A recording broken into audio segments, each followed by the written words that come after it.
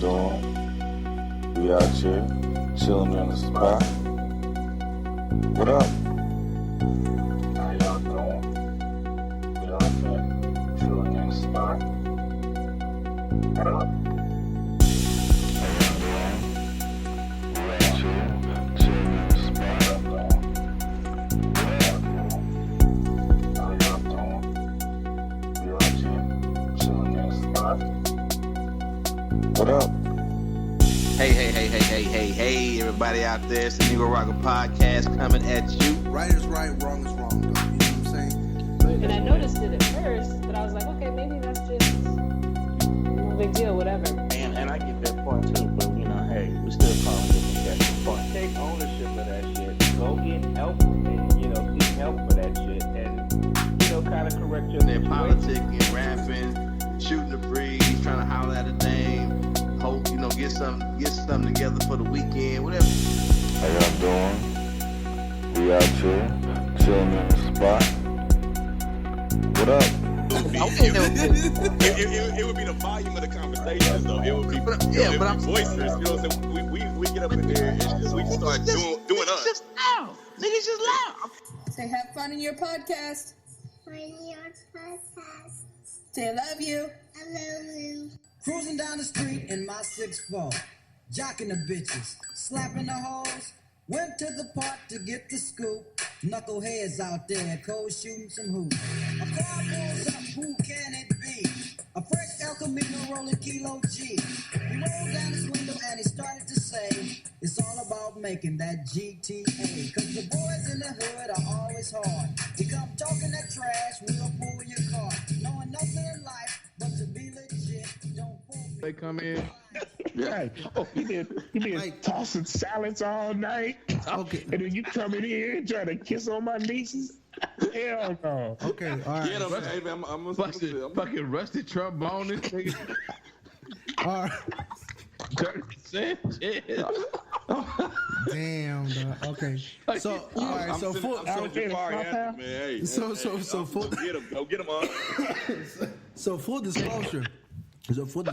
They got pickle mat on their motherfucking mustaches still, nigga. Yeah. My bad. So full disclosure is like, yeah, I hug my kid and and I kiss my kid on the mouth. You know what I'm saying? That's my kid. No. That's cool. That's your kid. But you right. I'm just talking about when people are trying to sometimes you got that aunt or somebody like that come in, give me a hug, give me some sugar, and the kid don't want to do it sometimes. They shouldn't have to. Nah, nope. Yeah. Because you don't want them to think, that kid to get the message that anything an adult tells you have to do. It's a normal even thing. If it seems wrong. Yeah. You're right though, because you know what I'm saying, like, cause I and the reason why I stepped in was because, like, I kissed my kid on the mouth, but I not knowing that, hey, I don't know how he's registering that. You know what I'm saying? Cause no one else around in my circle. You know what I'm saying? Like, even Winston's kid, like, I say, hey, go hug Uncle Winston. You know what I mean? And stuff like that. But I don't say, like, hey, go kiss Uncle Winston. And I say, tell him bye and shit.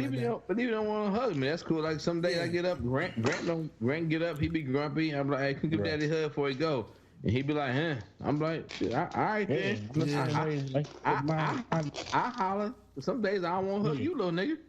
Right. Because, one of Joe's little girls, she ain't always in the mood, Yeah.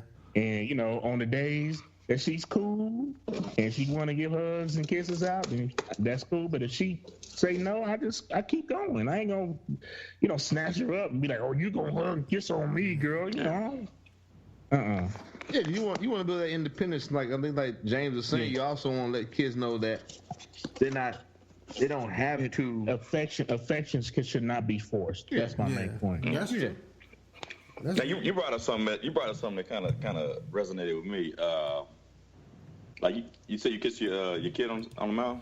I do, and the reason I do that is because there's a backstory. Is it boy or girl?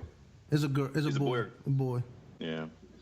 Like, my wife would kiss the oldest when we were when she was a newborn, And she would start doing that to me. And I'm like, I don't feel comfortable about that because that's a habit we need to break. You know what I'm saying? Because I don't.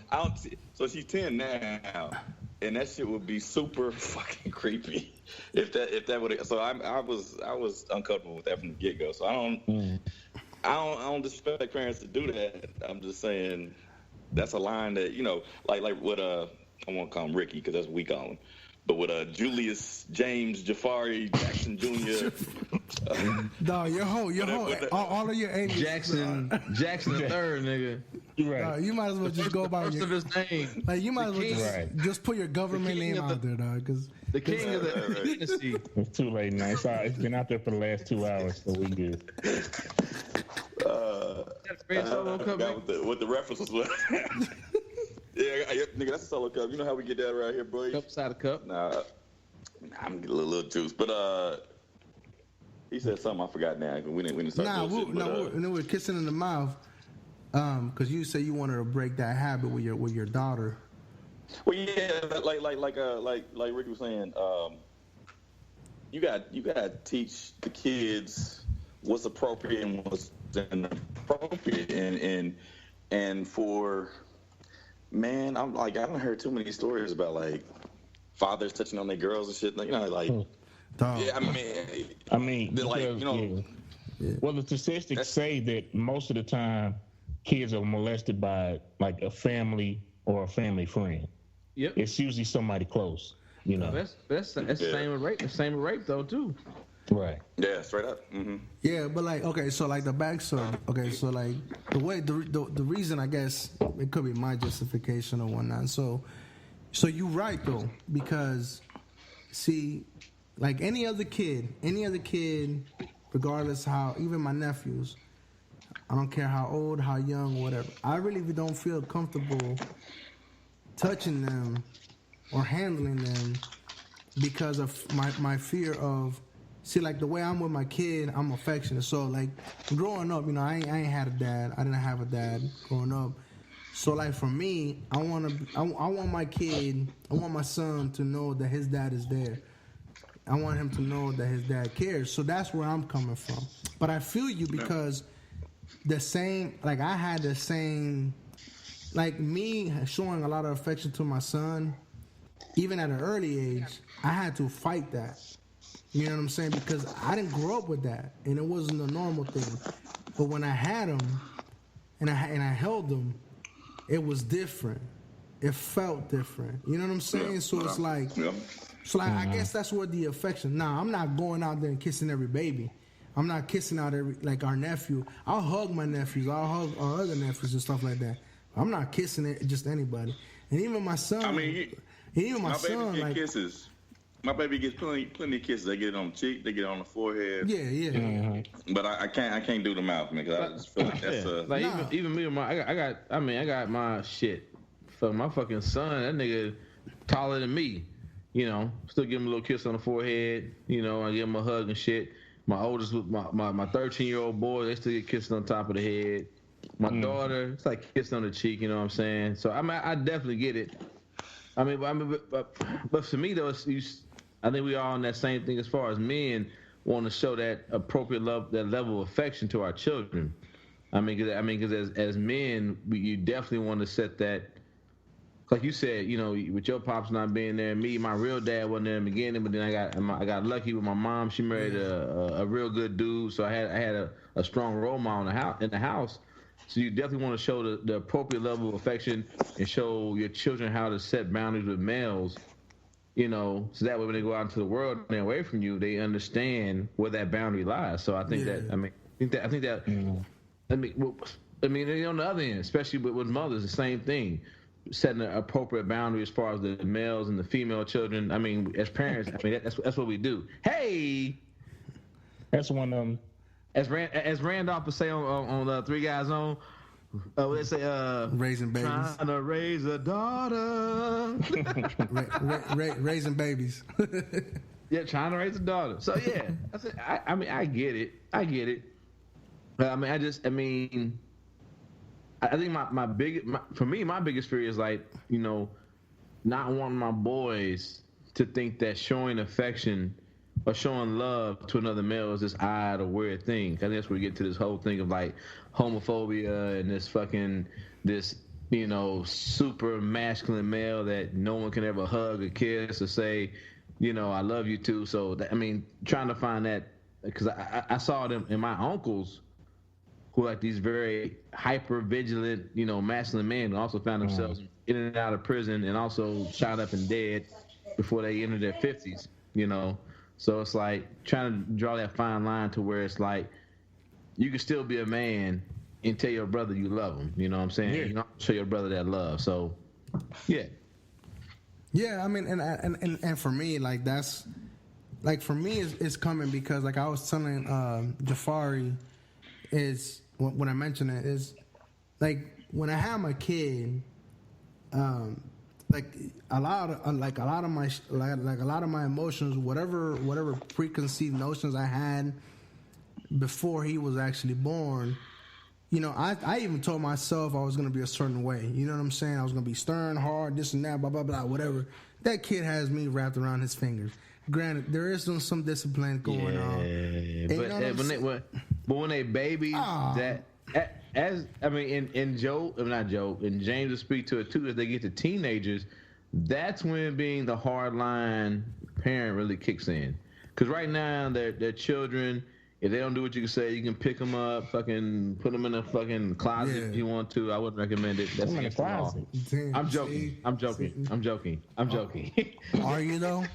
The views of this podcast are the podcast. And not necessarily those.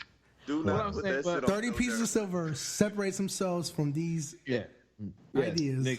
But I'm saying, but like as their children, it's easier to say wrapped around their finger, but really no more locked doors. Yeah, especially talking about I say about 9 or 10 as they get bigger, older, and you start to see they about to step into that next world where it's like getting out of elementary school, especially when they go 11, 12, 13, that middle school, soon as you go to high school. That's when you really find the fact that you gotta say fuck being wrapped around my finger. I gotta start really. If I have not taught you about boundaries yet, which is a bad thing, I really need to dig into your ass and teach you about these boundaries and teach you about what you can. What to their ass? Dig off into their ass. See? Okay. Mm-hmm. Okay. It doesn't seem appropriate either. Yeah. Nigga, like you ain't never dig off on your kid's ass. Nigga. What? I don't dig off a kid's asses. No, I don't. I said your kid. 30 pieces of silver is not digging any kids' asses. No kids' asses. Male or female or hermaphrodites. You put kids in closets. You digging in their asses. What's next? So when Frank's when Frank's kid is in the van running motherfuckers over, and because he's light skinned, think he motherfucking Iraqi. That's what we'll figure it out there. Hey, my son's light skinned, but you already know he's brown, right? On his application, he has to put that he's Latino. No, if he does commit a crime, his only saving grace is for you to step out of the picture and him to go full white. That's gonna be his only saving grace, nigga. Because they gonna send his ass to wherever they gotta go. I'm just gonna be like, no hablo inglés, señor. And then say, sir, I'm driving here. I don't never believe that when they tell me that. Hey, pick up a rake and just start raking the leaves, nigga. Just pick up a rake and start raking the leaves and say, I don't even live here. Hey, I shit you not. Like, I have a fucking rake leaf on my truck, though. Like, or I have a rake in the back of my truck. And the only reason I have that is because I'm like 5'6" and a half, and I can't reach shit. So I used to rake the rake to pull shit. If the police pull you over, I don't care if it's motherfucking December 20th and there's fucking 8 feet of snow on the ground, nigga. Hop out your truck and just start raking snow, nigga. No, I got a snow shovel. They ain't gonna mess I got a snow shovel too. Cause they gonna think you legit. No, I got a snow shovel too. Keep a rake and like a snow blower, a leaf blower in your car, man. You always gonna be cool. Because all you gotta do is say I'm supposed to be. Do you have a waterproof poncho? No. You also gonna need that, nigga. The next thing I'm looking at is like putting why we got water boots. Water boots in the back of the bed, just like in a little crevice or whatever. Just put them there. All right, so we didn't talk a lot about this bullshit. Not this bullshit. We talk a lot about. Bullshit that makes me mad. So that's why I call it bullshit. Oh, are we in a new segment now? So are we transitioning? We can transition, dog. I'm tired of talking about. I'm just asking. I'm just trying to get kids and dirty kids. And, We have no smooth transitions here. Segue or something. Well, it's still we're still talking about kids. So okay. Hold on. Let's. I don't want to talk about kids no more, bro, because that shit makes me feel bad. No. This is talking about kids though. So we're gonna hit on. We're talking about parenting. We're talking about father. All right. I'm gonna step out for a second. God damn it. Nah, you good. I just gotta go load up on the Grey Goose, and I'm gonna bring the fucking bottle so I can show you what the fuck I'm drinking, motherfucker. Yeah, no good. Right, water in it. I mean, damn. Your cocaine connecting came through. Go ahead, Pablo. See, there you go with that shit, though. Nah, man, I'm not gonna say nothing, man. I was like, shit. Let's talk about some sports or something, or I guess we talking about bad parenting. How you gonna see it? Hey, man, it's your show. Lead the way. I know. That's what I'm gonna do, nigga. So I was talking. Look at these the three UCLA players that may remain in China. One of them being that's a good one. You know what I'm saying? Do y'all know the story? Y'all already know the story. Yeah, give it to me. One of them is the LeVar Ball's boy, right? On LeVar Ball's boy, you got Cody Riley, you got Jalen Hill. So what happened was they were over there doing a preseason game over in China, UCLA, blah blah blah, and these niggas one of them they were questioning about trying to steal sunglasses from the Louis Vuitton store next to the team's hotel in I don't know Hangzhou. Shanghai. I don't know where the Bruins had to stand, leaving for Shanghai on Tuesday.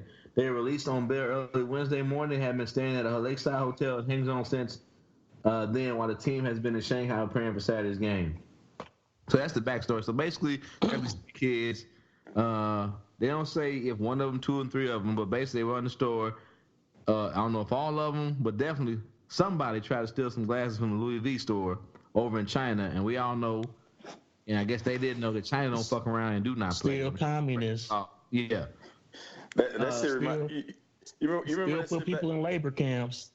You remember that shit back like a long time ago, like Clinton era, where You talking about we got Kane? Yes, in Singapore. Michael Fay. I'm just about to go there. Michael Fay. Like spit some gum out on the sidewalk and he wore his ass out. And they got diplomatic meetings to make sure he didn't get his ass beat.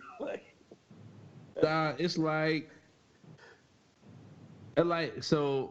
I don't think I love my son. I think he's a good basketball player. I don't know if I don't think he's UCLA level, but I would hope that I have put enough common sense into this little nigga to be like, son. I mean, first of all, son, don't steal. If you need something, holla at your daddy, holla at your mama. And if we can't get it, you probably don't need it. But definitely, if your black ass is over in China, don't touch nothing, nigga. Don't touch nothing unless it got UCLA on that motherfucking bag. I don't get it. And on top of that, if you what's his name, Leangelo. Yeah, okay. More than likely, just off the name alone. Because your daddy's done a pretty good job of hyping up the ball name. You're probably going to get a pretty decent shot at the NBA. Wait, he's talking about UCLA or USC? UCLA, dog. Angelo Ball, all them. Oh, okay. You know the story, right? Dog, we talking about Ball, dog. We're going to give him some airtime, dog. We talking about Leangelo Ball, and these niggas still in China. This is significant right here. This is... We are forefathers... And we just got to talk about it. Actually, we're forefathers talking about childhood and raising children. Yeah, but Ball's different though. He's an anomaly, dog. Who? So, the big Ball, the daddy, dog. Did he just say the big ball? Big ball. That big ball's an anomaly. And I will say that right now. The way the oldest boy is playing in the league, you might be right, but if he turns out to be a baller, his dad gonna turn out to be right. Dog, he had the same amount of points as I did in like 2 games ago, dog. Yeah. So what was Kobe's first year points? He averaged like 5 points a game his first. What was Kobe's first year points, bro? No, Kobe was terrible. terrible. Dog. So now you're saying you comparing him to Kobe? He wasn't starting either. But I'm saying is. No, most motherfuckers who come into the league their first year, they just don't fucking flat out ball, my nigga. It don't work that way, nigga. You go from being a 180-pound nigga in college, bench pressing against other 180-pound niggas, to playing against grown ass men, dog. Nigga, when I made the transition to college football, I was 189 pounds cornerback, nigga, trying to tackle 250-pound fullbacks who were 25 years old, my nigga. Guess who was getting ran over every day at practice? And my coach didn't say, "Oh, you shit." He just said, "Welcome to college, my nigga." Just like you, they was the best niggas on their team. You know what I'm saying? So now you're talking about you was the best nigga in college going against niggas who was the best niggas in college. They've been at it for 4 or 5 years, my nigga. Now, Lonzo got something that you can't teach, though. He got vision, man. That dude sees the court. Right. I get that. Extremely well. Yeah, but I get that we in this day and age that I see the court from my 1080p TV. Okay, dog. You okay? You hate on this daddy. So let's go. He might have went and got the Grey Goose. I'm not sure. So right. What is this daddy? What is this daddy done to make you? I'm just hating though, because you know.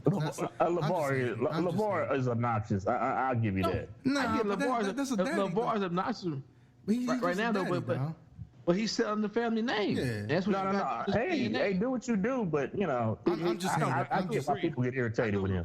I do agree. He is 30 is hating. I'm straight up. I'm just hating. Anyway, for no reason. Let's get back to these China. China.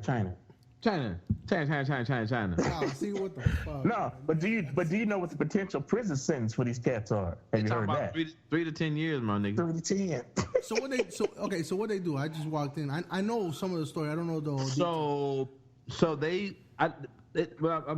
all articles I've got have to specify. So it doesn't say if 1, 2, or 3 of them, but definitely somebody out of the 3 cats went to the Louis V store with those dudes and tried to steal a pair of sunglasses. Why UCLA is on a trip overseas in China? You said why? Wow. Oh, so you got LiAngelo Ball, Cody Riley, and Jalen Hill. Those are the 3 UCL players that are being basically people saying they might not make the trip back, nigga, to the States. Right. So you go from they under house arrest in China. Yeah, they staying at a different hotel in China. So the team has went to they went to Shanghai, didn't they? It went on to Shanghai to play their game. While these niggas in I don't know how to pronounce it. They have been detained.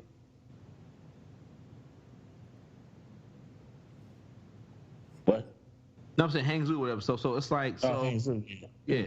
So but I think it's funny. So like we just got to talking about which one's the daddy? So is LeVar Ball? LeVar's the daddy. Big Ball. LeVar's the daddy. Lonzo's the one that's with the Lakers, and this is LiAngelo that's with UCLA. So it's amazing, right? So this was what you talking about? What 3 days ago? Mm-hmm. Why ain't SportsCenter and everybody else on the daddy's dick trying to figure out what he think about it all of a sudden? I know nobody's asked him, has it? I haven't heard him say a word about it. You know why? What I've been thinking about the whole time, my nigga. I'm like, you've been on my dick this whole time when my oldest boy about to go to college. But when my middle son might be about to be fucking breaking rocks in China, ain't nobody asking me nothing. You know why though? You know why? I think they're protecting that shit because YouTube has their show, has their family show that's filming right now. It's not airing right now, but it's being filmed right now. But ESPN don't give a fuck about a YouTube show. Yeah, but YouTube got that money though to keep all that shit. They pull LeVar and talk to him during every Lakers game. Nigga, once again, a YouTube reality TV show ain't got Disney money, nigga. Fuck ESPN, Disney money, my nigga. They ain't got Disney money. So once again, you're right about that. Once again, y'all was on this man's dick every 5. This nigga sneeze. Y'all was on his dick, but all of a sudden, his middle child about to be in China with the lockup, nigga, and y'all ain't asked that man nothing, nigga. And maybe nobody got no answer to it, but like I be at work like, cause I work with a lot of white folks who don't care about nigga shit. So I be like thinking like, why ain't nobody asked this grown ass man about his boy? Hey, no, but hold up though. That's in real trouble. I mean, this is like real trouble. No, but but remember though, they are in China too though. So it's not like ain't no probation in China. Right, but like they also like, you know what I'm saying? You know, they if some shit happen in the States here, you know that shit'll leak like that. In China, you know they even fucking block the internet, dog, from getting out. Nigga, so, but that ain't got nothing to do with here. I'm just here in the daddy ain't in China, his daddy here. Right, but I'm saying because like I'm reading the fucking quotes from Ball, the legend. It says I ain't got nothing to say. They don't want us to talk. Who's they though? I don't fucking the Chinaman. I don't fucking know. Look at there's your title. Fucking the Chinaman. I don't know. No, nigga. Why did the racism come immediately? No, but you feel me though, like, because like at this point they're like probably in custody, not custody like handcuffed. They're being detained. They're being detained and watch every what I'm movement. saying, but why ain't nobody why ain't First Take, motherfucking Stephen A. Smith? Because they don't got anything to go about. Skip Bayless and all that. Because they know his son's in custody and arrested. But like I'm saying, they didn't have nothing. They didn't have nothing to go about when they were speculating on how good his son would be in the league, and they had him on TV every day. Then I don't know. I don't know. I'm just saying though, it's amazing on how much motherfuckers pull on people of color, black men, to like build a product up. But once niggas in trouble, they're like, that's on you, nigga. Yeah, they want to distance themselves, man. Yeah. Mm-hmm. Yeah. I mean, I don't really see this going well for him. Yeah, because that's an international. I mean, I know it's a UCLA NCAA. And you know, Tang ain't about to go to bat for nobody. Tang might be like, give him another 10, nigga, on top of what y'all about to get. Right. Speaking of that, man, he's out there giving out speeches telling them like, oh, I don't blame China for them abusing the U.S. in the trades. What? Hold on. No, he changed his tune. He's not talking that tough. He's on their soil. He's not gonna talk trash to him while he's standing there looking at him. Yeah. I'm telling you, man. He's just a troll, man. But hey, he's so presidential. He didn't bow. He's so presidential. Nah, dog, come on, dog. You know, that's blasphemy, dog. Get out of here, dog. Hang up, dog. I'm just saying, dog. He's so presidential. Why you even saying that shit, bro? I mean, that's his MO though, man. He did the same thing about his taxes. He was applauding the intellect of getting away with not paying his taxes. The same way he's applauding China's intellect of having a trade deficit, trade surplus against the United States. Right. So I mean, that's his MO. He want to make these bullshit statements and spin them into pluses for his constituents. So dude's trash to me. So I don't know. Yeah. And today he was up there loving it up with his boy. With Putin today. How was he? Yeah, they both wearing like little fake Bruce Lee outfits. Oh. And hugging it up on a little stage. They're taking pictures or whatever. Yeah. Could you imagine? I didn't realize how little Putin is. Can you imagine that? Can you imagine the optics if motherfucking Barack Obama was hugging it up with Putin, nigga? President Obama wore a gray suit, fly ass gray suit. It wasn't great. Fly ass gray suit. You talking about that yellow suit he wore, nigga? No, he wore a fly ass gray suit. And they criticized that man, dog. No, that suit was yellow, nigga. No, it was a gray suit, dog. No, it was like that. It was gray, but it was like more tan, like a silverish, like. Nigga, gray and tan don't even go together. Hold on, dog. You talking about that beige jacket that Obama wore? Nigga, that's like beige or tan. Nigga says, nigga, oh my god, gray. That's for sure. Huh? it wasn't gray. He didn't have a no. Yeah, You it's talking like, about that? Yeah, it's that beige. My bad, Pim. But Yeah, it was it's like a beige. I mean, yeah. This nigga said gray That tan. gray goose sticking your ass Hey, right now. You know what? No, that's the name of the show, Gray Tan, nigga. That goose is killing you right now. This nigga said it was a grayish tan suit, nigga. He said like he meant it. You gone, nigga. Yeah, he is. Gray tan, nigga. Hold on, dog. He trying to pull it up, dog. Look at his eyes. No, I am. No, because like to me, is that tan? Yes. That's tan. Okay, that's tan. Nigga, adjust the color on your monitor, first of all, nigga. That's the picture, bro. I'm like, what the fuck? Now that's definitely gray tan. See, that's that bullshit right there. All right, how we? There's a show title, Gray Tan. Definitely Gray Tan. Gray tan, dog. Gray tan. It's a grayish tan. Grayish tan. A tannish gray. Tannish gray. It's an off tan gray. Anyhow, right. Yeah. So little flecks of silver.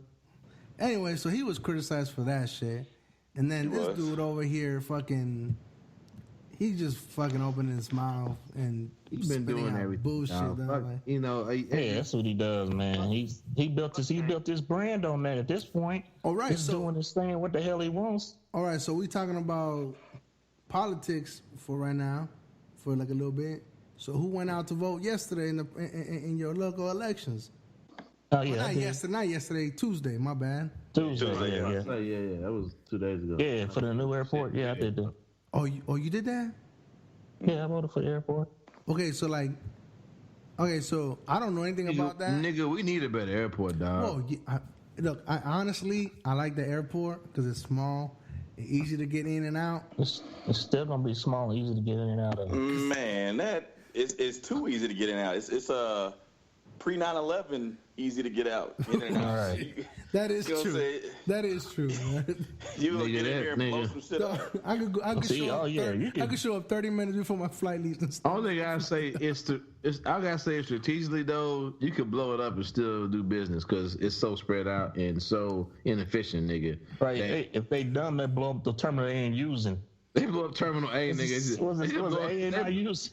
They just like, man, we blew it up and nobody died because ain't nobody using that stuff. The only thing niggas would not be able to have the motherfucking what is that? It's not the shuttle service. What's over there? Motherfucking the yellow. The valet, nigga. That's the only. They got the valet service over there, nigga. Niggas got. You had to park your car and that'd be it, nigga. It'd be an inconvenience. That'd be it. So what's supposed to happen? So what's supposed to happen with that airport then now? So they just approved for it to go ahead though. So it's still a long way in the making though. Mm. Well, they got the land in the plans. Yeah, but they want to make it to a one terminal, right? A one terminal airport basically. Wait, so they're gonna like move it to another location? So Kansas City has 3 terminals, A, B, and C. Okay. Right. Yep. So A has been shut just say down. one hub. My bad. Yeah. Right. So A has been shut down for a long time in anticipation of some move. They were looking at land a little closer to downtown to make a new airport, but then they realized you've already got the airstrips out at KCI.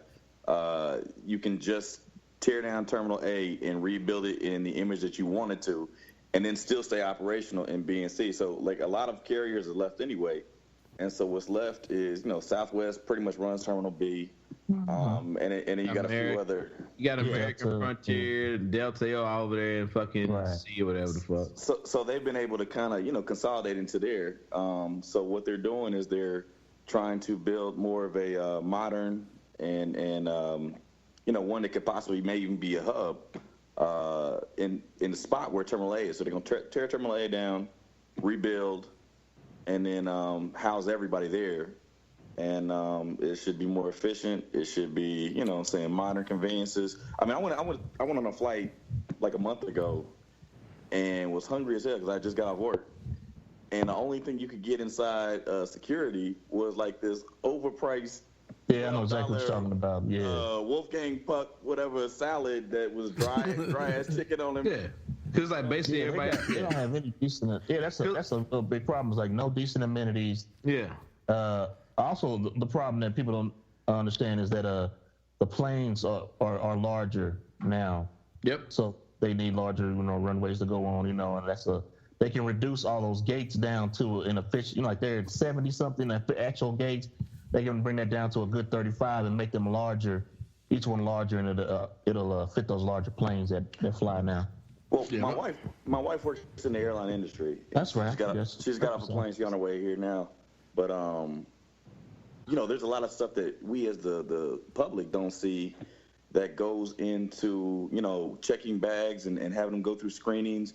And they have there's redundancy that takes place with the way it's spread out now. You know what I'm saying? So you have to hire, maybe 3 crews to do something at, somewhere like a Houston or somewhere, or Indianapolis might have 1 crew do. So it's inefficient and it costs more staff. We have, with all these entry gates, you're gonna have more TSA security, making sure. So it's inefficient to run, and I just, to me, all around, it's time to upgrade. Okay. So we've all traveled before, and I'll tell you the truth. Like, there's 2 airports I really dislike completely. That is Fort Worth and Atlanta. I hate those 2. Because you hate Atlanta? Oh, I hate Atlanta's Atlanta. Nice. No. I didn't say optic wise. It's not. It's just I hate the fact that because I may land in one in like I guess one terminal, but then I'm on Delta, and even though I'm on the same airline, I still got to get a fucking tram. Yeah, because they have ingoing and outgoing. Yeah, and I'm like, nah, bro, fuck that, dog. And so part of that is Atlanta is where you go international too. So Atlanta's a much larger airport. Oh yeah, I think we flew to Aruba out of Atlanta. I mean, yes, I think that might be part of the reason why you might have to. I don't know. Yeah, and I think that's a fear that people had, that it was gonna be like it's gonna be like O'Hare or. No. This is still going to be a small regional, size airport. So you're not going to have, you're not going to have to show up 4 hours early to catch a flight like you would if you went to O'Hare or something like that. So don't think that's what's going to happen. Like every airline in the world is going to fly. And I like Atlanta. It's a lot of good. Yeah. I hate DFW, dog. Every time. A lot of good scenery there. I mean, that is true. Okay, the scenery.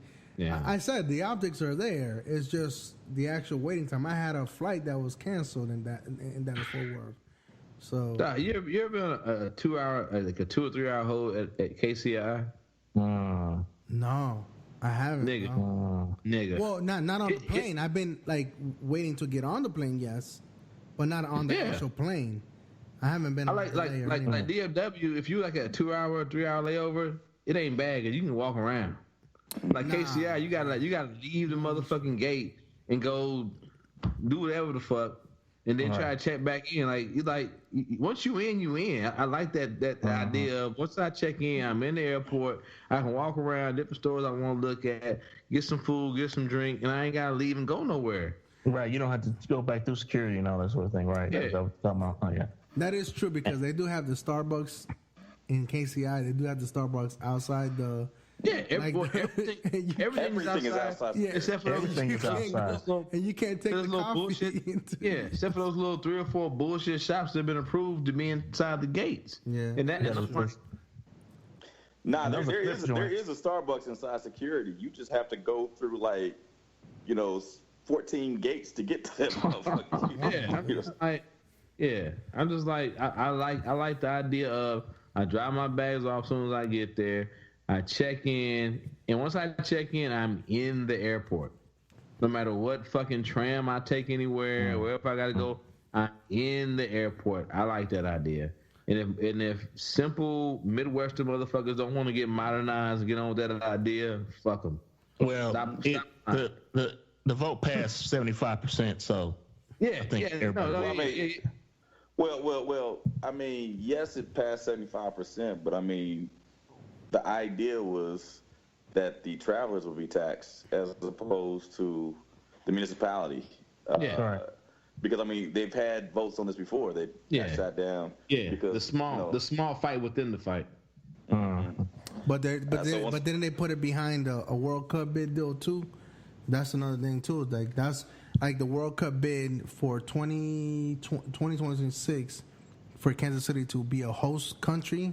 Cause a host city. Yeah, a host city. My bad. That was the stipulation was about that. Okay, that might be. Because so when the United States, I think that was Canada, also and Mexico, they put a bid in. It was saying that Kansas City is an international city. You know what I'm saying? Like, so they're gonna. Right. It was a stipulation. We get a fucking airport that's actually an international airport. Right. I would like to see. I would like to see that big hotel was part of that too. That 800-room hotel they were supposed to put in. Yeah. That was supposed to be part of that. Was supposed to be trying to attract something like the World Cup or the NFL draft. Let's go back to the old days when the mob just ran Kansas City and everything seemed to work. I'm so interested in that. The Pendergast machine out there. Hey, I'm so interested in that. It's not even funny. Let's just go back to the old days when the mob used to have their meetings here and they took the motherfucking info on to Vegas, nigga. Let's get back to that, nigga. If you ever go to Vegas, hey, you know what? My brother used to work in that store. Which one? Oh, from the movie? Yeah, from the movie. Yeah. Oh, where? Yeah. Benny used to work there. Where's he was it a kid? Because that wait, what movie? It's on Northeast Side. Yep. Like Columbus Park area, because that's where Columbus Park. But I didn't know that's where the family when mom and everybody came up from Mississippi. That's where they lived, was in Columbus Park. Mm-hmm. Yeah. So Mike, they grew up around Italians. Their whole neighborhood was Italians. They were the only black family there. Yeah, like I said, my 1940s. Yeah, my pops used to tell me stories, man. I was like, okay, whatever. Then you start watching movies and you start putting shit together with motherfucking stories he used to tell. You be like, that's this nigga was talking about. See, I didn't believe Winston when he told me that shit. Because I'm fairly new to this area. Within the last 10 years or whatever. This was the central hub meeting ground, nigga. But I didn't. I said, when I'm growing up, I'm watching all these mobster movies. Yeah. In my mind, I'm thinking St. Louis, Chicago. To be honest, I ain't really had Kansas City in the back of my mind. Like, it's in the middle. Sense. It's in the middle of the fucking map. But it makes sense. Centrally located. Yeah. Hey man, the meeting of the five families in Godfather. They came out of Kansas City. You know what I'm saying? Nigga, Kansas City was getting it in, bro. Yeah. No, There was a big hit in front of Union Station. Pretty Boy Floyd, I want to say. That's right. No, like all that shit that like, it's kind of like when he pointed it out, I was like, yo, you fucking right. Don't they have a tour? So I went straight up, probably. I went to Vegas. Mob tour, something like that. I went to Vegas earlier this year, and straight up they have the Mafia Museum is in the old part, like the old strip in Vegas. Yep. And I went to that, and it laid out, all the Kansas City roots and everything. I was like, oh shit, it's true. I mean, it's right here. Now, I was like, all right. So, but you're right. Then everybody that I talked to, like everybody that was born and raised in Kansas City, they all say the same. There's mafia. There was Kansas City. To them, Kansas City was built by the mafia, though. It was there, but it grew up because of the mafia. You know what I mean? Yeah, straight up. And I was like, what? That's, for lack of better words, that shit was gangster. No, nigga. It's strategy. It's strategy. So yeah, but we approaching close to almost 3 hours, nigga. It's almost like 12:40. So right. So let's get into our last little. It'd be quick here. We already talked about this lightning round. Lightning round. Basically, I got my great moments and not so great moments in white privilege, as I like to call it. We already talked about him a little bit. Roy Moore. And somebody might be saying, how does this fall into the great moments of white privilege? Only a white man can be coming up on possible charges of trying to diddle 14-year-old girls, and he was 32 years old working for the state. And his other white male friends and female friends still come out to support him. I don't know if y'all heard about. I'm trying to find the quote here. Shit. So basically, I don't know his name, but basically, one of his homeboys came out and said, "Well, if you look at the Bible." Oh yeah, I heard about this. Go ahead. And look at the Virgin Mary. She was underage, and old boy Joseph was an older man, and they gave birth to Jesus. Only motherfuckers with the privilege. He basically justified marrying younger girls and messing with younger girls, basically. Because like I said, it's in the Bible. Bible tells us that we're supposed to lay down with underage girls, basically. That's basically what he said. Hold on. It's biblical. It's biblical. That's basically what he said. And you got other people with a straight face. Yep. Then one explained in quotations, it wasn't forcible rape. What does that mean? It was rape, but it wasn't. It wasn't forcible rape. It was regular rape. It was regular rape. It was non-forcible rape. Non-forcible rape. I guess. That remind me of legitimate rape. Oh yeah, right. As opposed to illegitimate rape. Also, you get another colleague coming out saying, and of course these motherfuckers don't want to be named. Moore only tried to get a child to touch his genitals. Yeah, that's it. He didn't try to rape her. What y'all tripping off of? He tried to fuck her. He only tried to get a 14-year-old girl to touch it. That's all he tried. He just wanted to get his balls juggled. His balls though, okay. She said she wanted to be in the circus.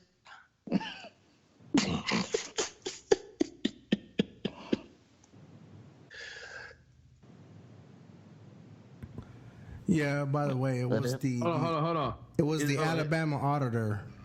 Yeah. Is this person insane? Not to even give this the time of day, but as Cobra noted, the point of the whole Virgin Mary thing is that Joseph didn't touch her. Again, you have to wonder whether these loudly would just type. That's the wrong quote. Oh, here we go. Yeah, Alabama auditor defends Roy Moore against sexual allegations. Take Joseph and Mary. Mary was a teenager, and Joseph was an adult carpenter. They became parents of Jesus. It's biblical. Can't deny that.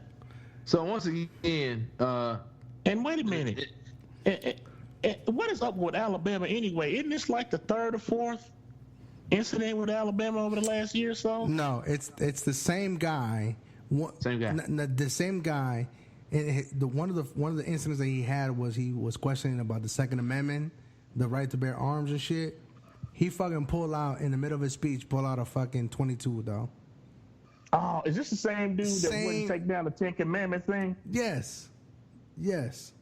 Okay. No. Like they had like a 10 Commandments up at the courthouse or something like that, and they told him he had to remove it and he wouldn't. Is that the same guy? Hold on. I know it was Alabama.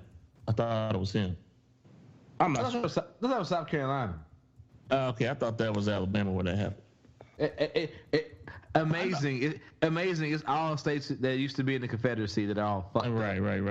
brainwashed. No, but somebody else. Didn't Alabama's governor get knocked out the box for having like a sexual affair, using his office to curry sex? I don't know, something like that. I swear that was Alabama.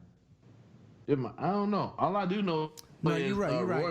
It was Roy Moore. The Ten Commandments. That was him too. I know, man. This dude is Yeah. But hold on. And like two other Alabama that was in October. officials. Okay. Hold on. Roy Moore also, though the Republican sitting candidate in Alabama, he believes that homosexual conduct should be illegal and that Muslims should not be permitted to serve in Congress. Yeah. All right. Yeah. Let's add that to his resume. Once again, great and not so great moments of white privilege. Only a white man could say shit like that and then have the motherfucking audacity to say, you know what, nigga, I'm gonna run for Senate. Dog, what, like, it's a right, and they've been trying. Oh, and then they were like, they've been trying to get like, John McCain and a couple other cats were like, hey man, Yep. You need to go ahead and step down. They trying to get him out of the paint. And he was just like, quit. No, fuck that. You're going to fire me. Yep. Pretty much. That's basically what he told him. You're going to run me out of here. I'm not leaving. Yeah. Roy Moore was a 10th Commandment judge, though. That's right. They did get it. They did kick them out of the judge being a judge, though. So Right. Because he like defied two federal orders. Dog, I look. I told Winston this before. Look, 45. Him being elected goes to show you that we haven't embraced what this country hasn't embraced their history, and then 2, they just need to fucking end that last name. Take that however you want to take it. They just need to end and eliminate that last name, though, and that family bloodline, though. No, I would say this is the country coming full circle and embracing this history. Look at Germany, bro. Like Germany, we shit on them a lot and we point at them. No. Germany had the Germany got it right and said, you know what, we fucked up. We shouldn't do it. We're gonna hide all these monuments. We're gonna make it illegal to have any shit dealing with Hitler, anything that was swastikas, Nazis. No. No, they still seeking out Nazis that left. Yeah, I know, but you got pictures of white motherfuckers on picture with niggas hanging in the background, smiling clear as day, and you know why? Because they don't fear no prosecution, because it ain't never coming, because this country has never apologized for any of that shit, and nor it never will. So this country is doing nothing but coming to grips and embracing all the shit it has done, and saying we're not gonna be ashamed, we're not gonna be sorry for what we did to you niggas. Matter of fact, fuck y'all, eat a dick and be happy. Be happy with what y'all got. Because also remember, you niggas ain't nothing but a motherfucking amendment from being back to slaves. Never forget that. Yeah, never forget that. We ain't nothing but a ratification away from being slaves again, my nigga. So, no, they come in full grips, and as our history teacher would agree, yeah, we ain't doing nothing, but they come in full circle, nigga. Like, oh, wait a minute, we ain't sorry. We were just putting on the show for the rest of the world while we shamed some Nazis. That's all we was doing. I mean, it's kind of like this, the way I see it. When you look at election cycles, they kind of they swing like a pendulum. You know what I'm saying? So what happens is you get Obama in 2008, and the Democrats are riding high. You know what I'm saying? And then 2 years into it, the system's designed for gridlock, and so you're not going to get everything you want to get done. They try to push through the Affordable Care Act and all that, and then people get pissed off, and so then you start to get Republicans to take over, the House and all that type of stuff. And so what happens is now we got Trump and we have a Republican wave, and you saw last week we're starting to see Democrats taking over in Virginia and that type of thing. So you can expect in a year more and more Democrats come back. They might take back the House. You know what I'm saying? Yep. And so what happens is probably not until they fix the redistricting problem. But I mean, that's the next thing. That's the next thing that's gonna happen. But if you continue to get people at the state level to get into their state legislatures, you can fix the gerrymandering. But what I'm saying, but what I'm saying is it swings. So what I'm saying to you is the same thing has happened on the race issue. So we put a black man into the presidency, and so we ride high on these feelings of, oh my God, racism's over. Right, I remember that shit. Cancel racism. We got a black president. Hey, but every nigga that work like, nigga, no. So it swung back to what I'm saying, the exact, everything's got an equal and opposite reaction, right? So when you got a black man in the presidency, they like, oh fuck nah, nigga. They couldn't take it. We got to get the whitest white man we can. They don't even like a black man to be their supervisor, much less be the president. I used to deal with that all the time at the casino. So nah, man. When I was a floor manager, man, them white dudes. I'm not even gonna get into it. I'm just saying. But like they do not like answering to me. You coming back? We can talk about it. Oh, we coming back. Yeah, we coming back to that one. Circle back on that one. But you're right. But I feel you on that because like even now in Topeka, right? So like I'm already registered. You know, Kansas is a red state. I already know Kansas is a red state, but you know, except with the exception of Lawrence and a little bit of Wichita. But like even in here in Topeka, but y'all happen to be college towns. Sure. What you mean sure, nigga? Wichita State. State. But like Wichita doesn't There's no advertise. They don't advertise themselves as a college town. They don't have to advertise. Why do you think the fact that the two big state universities happen to be the blue areas in your state?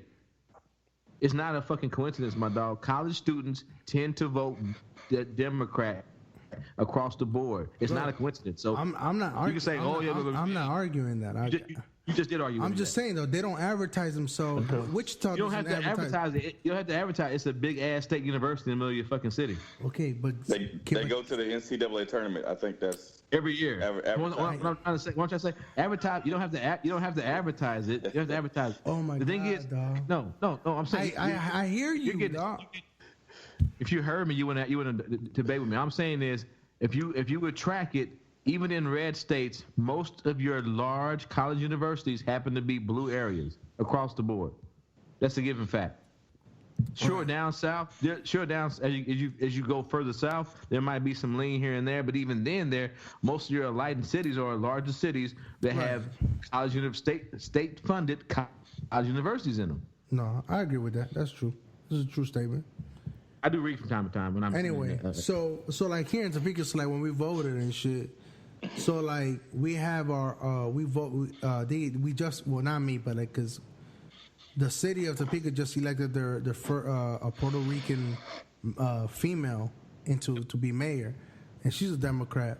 So like we're starting to see like how we saw like in Virginia earlier in the day on Tuesday that we had the first transgender that beat fucking the legislator of that broke the transgender bathroom law.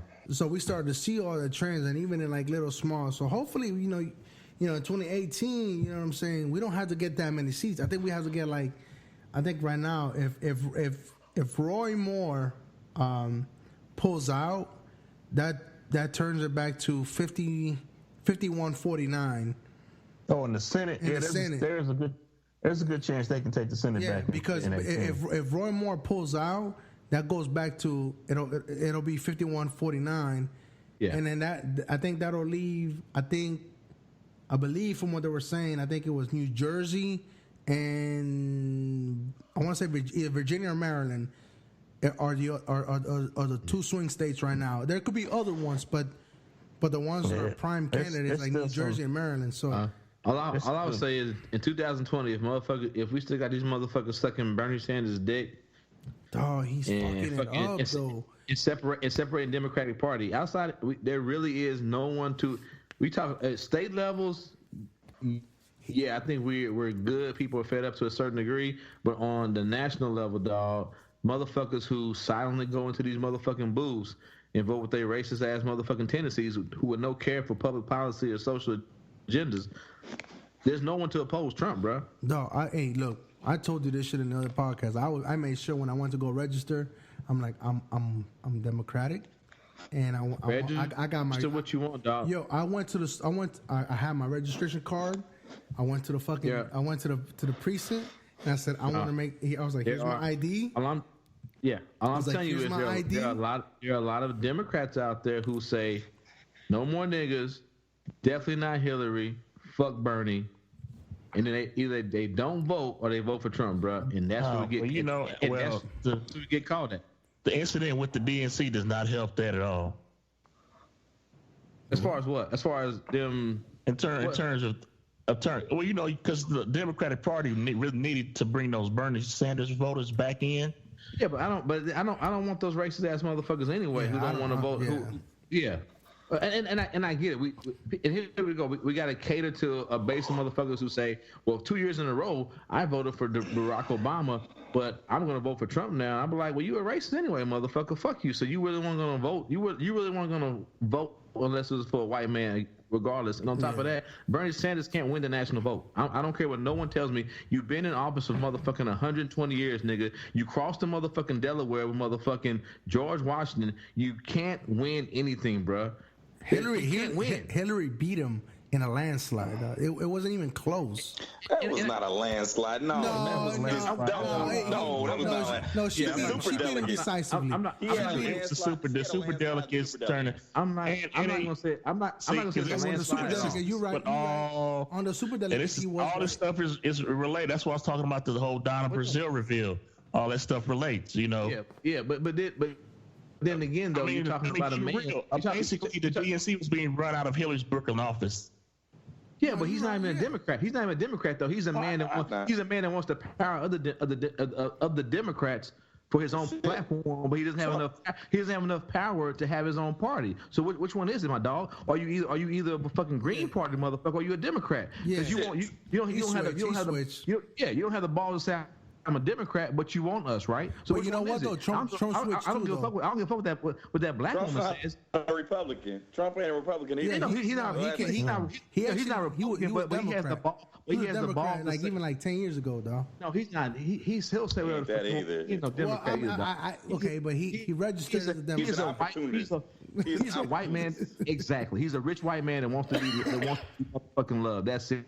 And he saw that in the vacuum of a black man being elected president, that white motherfuckers who are Republican will vote for him. Period, point blank. But at least he had the ball to say, I'm Republican. Even Bernie won't say that shit. No, Trump didn't say he was Republican. The Republicans came, the GOP party came to him and said, if we put you on our ticket, you cannot switch back. You cannot switch back. They had a pledge. They put that on him. Yeah. They had a pledge, and he refused to sign a pledge that if that's right. If you didn't win the nomination, do you pledge that you will not run as a third party and split the vote there? Yeah, but and he was the only one who was not going to. No, but that's not the same. He's you've never said her Trump say I'm a Republican. But at the same point in time, you never heard him say he's independent either. Not in this campaign. He said he would run independent. He did say he would do that, though. Up until the primaries, though. Up until the actual primaries. Even in the primaries, he was saying that shit, but not when he got the ticket. Not when he got the ticket. So we're all basically saying the same, different sides of the same motherfucking coin. So I'm saying is Bernie Sanders, even in the aftermath of this, is still not saying I will run Democrat. He's not even saying that. He's not even saying he wants the power. I just feel Bernie needs to step down. Wants the power of the Democratic Party, but he wants to remain independent or Green Party, whatever the fuck he wants to run for the last 80 years, and he just wants to say. And I'm also never mind, I'm from an all-white state where it has no motherfucking black people there. So let's not deal with niggas. Let's deal with identity politics. What he wants to. No, I don't want to deal with identity politics. Is what he wants to say. So it's like, fuck him. Fuck him. Fuck Trump. I think Bernie has good ideas, but it's just he's hurting the Democrats. Yeah, I don't really see Bernie the way you see him. I think Bernie addresses a lot of issues that black people can relate to. A lot of issues that we can relate to. Right. But in the two-party system, he's not addressing the Democratic Party system. You know what I mean? Like he's dividing that shit. You know what I'm saying? Like he knows he's not gonna get the Democratic ticket. He's not gonna get. And I could fucking run a Democratic ticket if I come up on Bernie. Like, I will fucking beat him. I will fucking buy him up all day, every day with the fucking votes. Dude, I don't know about that, man. Dividing the ticket first and foremost.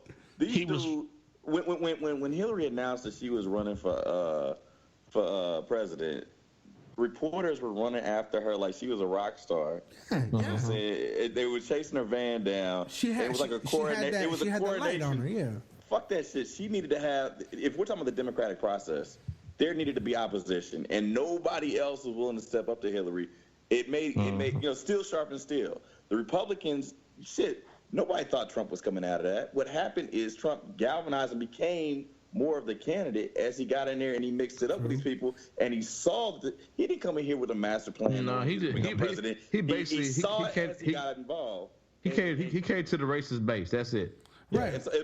But he didn't know he was getting there until, he said the real crazy ass statements about, Mexican people, and he saw the blood in the water. He saw the feedback that came back. Yeah, he saw the blood in the water. I'm going in with 2 feet. You know what I'm saying? Yeah, he saw blood in the water. So from there, the easy blood in the water. Hillary's unelectable. I'm sorry, Hillary's unelectable. And that's what I was about to say. Hillary was just a bad candidate, honestly. No, I'm saying, but why is she a bad candidate? She's polarizing. Yeah, I'm saying you either love it, you don't. Right. I'm saying, but she's a bad candidate because why? Because she's not electable. People, yeah. She's not personable at all. But why do people don't like her though? My favorite part of the fucking campaign. Hold up. My favorite part of the campaign is what was she like in New York on the radio? With the Breakfast Club. And they asked her what she had in her purse. Oh, the hot sauce in her bag. The hot bit. Come on, hold up. Hold on. But she had 2 black women that would. Yo, she had 2 black women as a PR rep, though. I'm not saying you don't have hot sauce. I'm not saying you don't have hot sauce. But you may very well fucking have hot sauce. But Charlamagne said to her. So then to back that up, it sounds like you're trying to patronize the black people, and she said, "Is it working?" Is it working? But on the other side, you got Bernie Sanders on the other side. You got a Black Lives Matter person there at his rally. He's trying to push them off the stage. So what do you want? You want someone? He let him speak. Actually, no. Actually, he let him speak for a very short time, and then he was like, "I'm getting the fuck up out. I'm getting the fuck up out of here." And he talked shit about them after the fact, though, bro. Did he not? They did interrupt it. I mean, they did interrupt his speech. So he called them up there to talk. Or they interrupted his speech. You can't have both ways. And then when I keep asking why is she unelectable, you keep saying this, she's unelectable. You answer. No, we just told you. We were just telling you. Because she had hot sauce in her. I'm just saying. All I'm saying is, bro, when I ask you why is she unelectable, you saying because she's polarized. I'm like, why is she polarized? You saying because she's unelectable. You're answering your question with the same answer. That's all I'm saying, bro. She's unelectable because she's insincere. She's unelectable because she has a history of So tell me a politician that's not insincere. So tell me. It's all about the way you come across. It's all about the way she does not come across. You can sound sincere and not be sincere. And to me, Bernie Sanders comes across. Bernie comes off real sincere, dude. Bernie got that down. He comes off insincere to me. He makes a nice. You're basing it on your own personal feelings. No, I'm not. Whereas what the people out there feel. And so were you. The reaction. The reaction that Bernie gets is way different from the reaction that Hillary was getting. And she beat him. But once again, hold on. Once again, I'll give you a know why. It had nothing to do with. It had nothing to do with personalities. Hold on. You gave your hot sauce in the bag thing. So once again, the same thing that people shit on Hillary Clinton for, as far as like the whole three strikes rule shit. She didn't vote on it. She campaigned for it for her husband, but Bernie Sanders voted for it. But people shit on Hillary Clinton more for that, and she didn't even vote on it. But they give this nigga a pass because he gave a nice speech before he voted yes on it.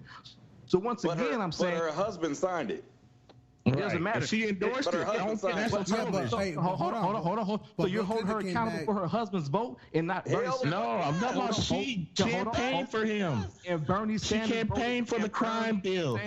Right, but she was on television talking about super predators. Everybody saw it. But they came back and wait. Hold on. You're giving Bernie Sanders more of a pass for something he voted for than something she campaigned for. You understand what I'm saying, my dog? Here goes another one. Go ahead. Happy Veterans Day, by the way. Appreciate it. Yeah, you know what I'm saying? Right. Don't shake my hand though. Right. But remember when she talked about how she came in under heavy fire? It was like Kosovo. Kosovo. Did she say she came in under her? And then they show a video of her where she on the tarmac just hugging little kids. Right, hugging and she was eating cupcakes and pop locking and shit. All right. Completely insincere, man. All right, come on. She's an ambulance chaser, bro. All right. So time out. And once again, like I said, y'all debated me and said y'all holding her more accountable for her husband's vote than y'all holding Bernie Sanders' vote. Man, I'm just telling you the way it comes across, man. No, but you vote. You actually debate. You said, well, her husband voted for it. I'm like, but that nigga Bernie Sanders actually voted for it, nigga. But also, she couldn't vote for it because she wasn't in the Senate. It don't matter. She would have voted for it. It don't matter. You're holding her more accountable for what she campaigned for than what a man actually voted for. That's what I'm saying, bro. All right. So standing. Okay. So we know how the elections went.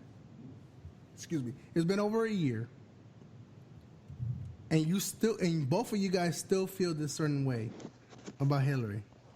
You have these two candidates that made it to the primary. I felt that way Hold on. I felt this way about Hillary from the beginning. I felt this way about Hillary a long time ago. Okay, I feel you. But the past is the past, and you had these two candidates of a year ago, one representing each party. We're not even going to talk about the Green Party. A year removed from the elections, knowing what we know now, what we've been through, and what we're still going through, you understand that the position that me and Winston are taking as far as like all the shit that Hillary has been doing or been receiving up until today, we're still saying like, yo. Hold on. And before you say anything, all I'm saying, she's a better candidate. She got motherfucking Bernie to vote for something that she wasn't even able to vote for. You know what I'm saying? Like, even to today, I would say the most presidential candidate has to be. And I'm not saying that there's not any other candidates better than Hillary. It's just between Trump and Hillary. Really, that's it. She's not gonna run. And let me tell you. Let me throw one quick point in here. Is that if Uncle Joe would have decided to run, none of this it would all been moved. Okay, yes. It would have been a move. Uncle Joe was good though. Yes. Uncle Joe was good though too though. But I'm saying is Uncle Joe even got baggage too. All I'm pointing out is all these niggas got baggage, but for some odd reason, Hillary Clinton her baggage seems to stick. So you understand? That's all I'm saying. That's all I'm saying. Okay, you understand? You understand? Man, I'm telling you, it's all about. Hey, hold on. All I'm saying is, so we just had this long, like hour-long conversation about sexual harassment.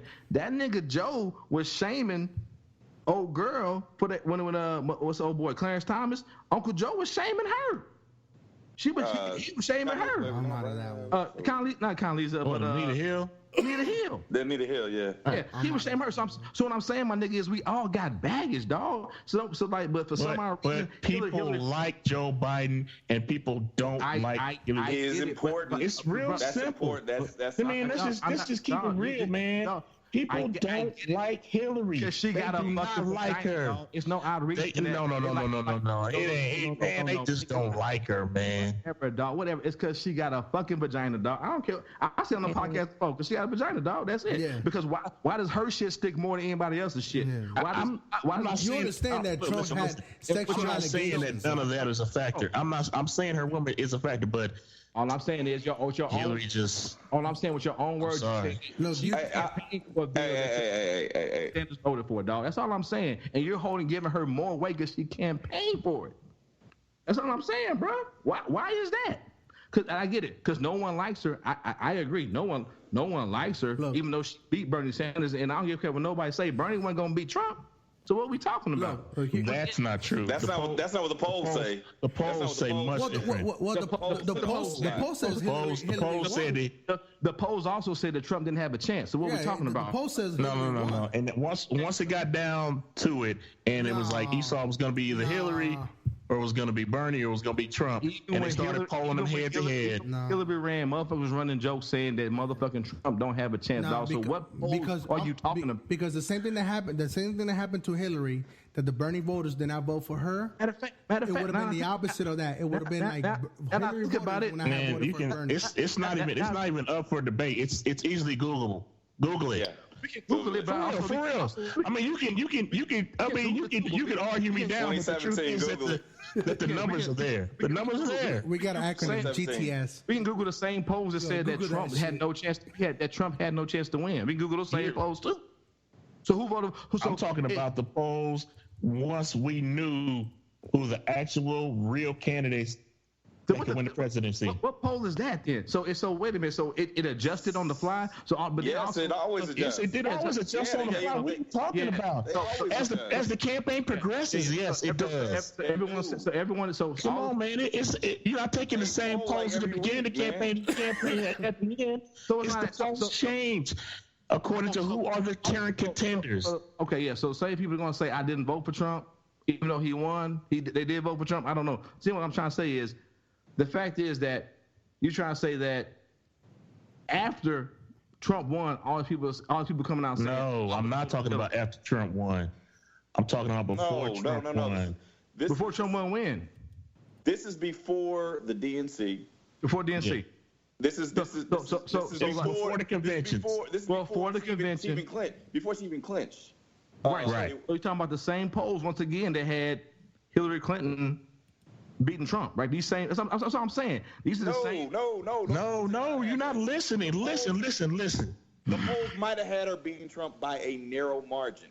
They had a large margin. So what is it? I'm looking at a poll that says Clinton 53, 39%. Sanders 39.3. I'm looking at this poll here.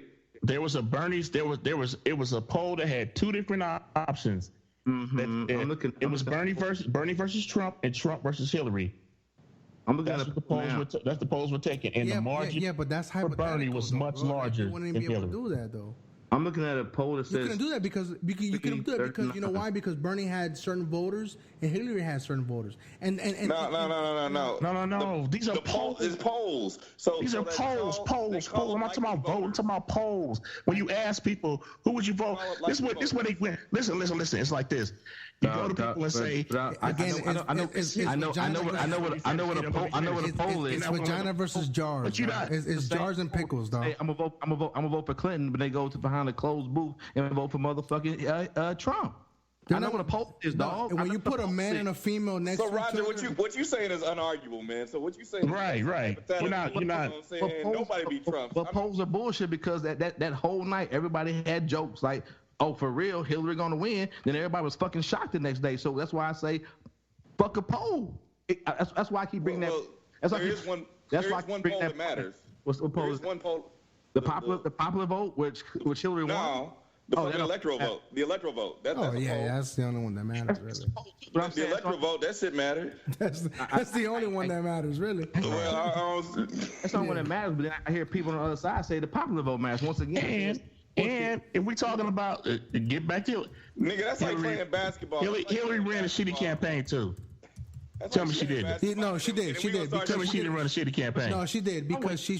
Wait. I'm gonna tell you number one thing, right? When it was coming down to the election, and who was out in the battleground states and who was sitting at home.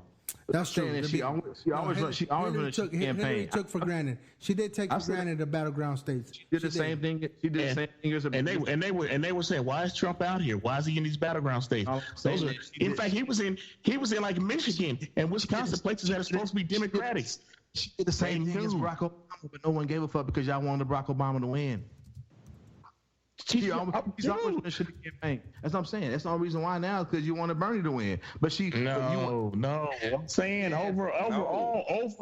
I'm saying overall, she's never been a good candidate. She's always run a poor campaign. She's arrogant. She's unlikable. If you was listening, I just said she's always fucking campaign poor. I just said that, nigga. If you was listening, well, then she was never gonna win anyway. Nigga, she's a white woman. No. She's a woman, nigga. Sorry. No. You just said she ran a shitty campaign. That has nothing to do with it. Running a shitty campaign doesn't keep you from winning. What I'm saying is, she ran a shitty campaign. Everybody still thought before these magical polls y'all talk about came out that y'all. There was no magical polls. They were actual polls. I'm saying the magical polls that said that. And also, what about when Comey dropped the bomb on her about 2 weeks before the election? Oh, that was some bullshit. Yeah, he came back and he said, no. He came back. But it didn't matter. It don't matter if it's perception. He came back. He came back and he said that he should have never done that. Why bring it up? He said he should have never done that because. Well, he did. Back to my bigger point. This goes back to my bigger point. If Hillary wouldn't have. She didn't do anything. Talk to Hillary about how to use email, man. But she, oh my God, look at the Trump. You don't know how to Right use now, they email. have 2 fucking servers that are not. Just servers. You don't know how to use email, man. Anyway, like I said, but this goes back to the point of You are why instigating right now. the Democrats won't win. That's why Trump gonna win in 2020. No. Instead of the post-mortem of the last election, fuck all that. That's just over. That's extra history. What I'm saying to you, look, they had bad candidates from the get-go, man. They had Hillary lined up as the queen. I'm just saying though. And then Bernie was somebody nobody was thinking about, but when he was the only alternative to Hillary, that's why he gained so much popularity. So what needs to happen is something very similar to what the Republicans did, because nobody was thinking about Trump. But here's my thing, though: is it's got to be a how are you in this? So, how are you in the Senate for 20 years and no one was thinking about you? Once again, my point is saying you still on the postmortem. I'm done with that. I'm saying to you, but you brought up Sanders, though, so that's why I'm on the postmortem. I'm saying from now on, I was comparing what's happening then versus what happened with the Republicans. So what I'm saying to you, the Democrats are going to have to find their Donald Trump, and hopefully he ain't like a Donald Trump, but I'm saying they're going to have to let him fight. It's a battle royal. You know what I'm saying? Put all the candidates out there, get them on stage, let them campaign, and then somebody from there will emerge. Whoever's got the ideas, whoever got the charisma, you know what I'm saying? This guy right That's here. how Obama did it, you know what I'm saying? This guy right here, right now, Tom Steyer, he's the one. I don't know if you guys seen this before or whatnot. Tom Steyer, he's a billionaire. He's a fucking billionaire that started a survey against Trump. Not for a Democratic nomination. I'd rather have Bernie, nigga. And I just spent 20 minutes arguing with that nigga. I'm just saying right now. You want an outlier? You want an anomaly? You might as well put Auntie Maxine up there. Look. I'm not saying, but just going. Reclaiming my time. Just going back to what Joseph said, that you need somebody to match blow for blow on Trump. I'm not saying they got to be but listen though, you don't want to be a Trump clone. Right. But Trump. I'm not fucking with this nigga. Yeah, keep rolling. Can we read this motherfucking page, nigga? What is it? What is these words, nigga? But anyway, he wants to impeach. He has a survey right now. He's a hedge fund manager. Oh hell no. But I'm saying that don't sound right at all. You want to attack for tack? You want to take? No, we don't. No, not really. We don't want another Trump. No. We don't want another. What do you want though? So who do you want? I wasn't saying. We don't know exactly what kind of person he's gonna be, but it's gotta be somebody. I don't want another outside the box. I don't want another super rich ignorant white man. Have you ever heard of Tom Steyer, a fucking billionaire, before today? Right now?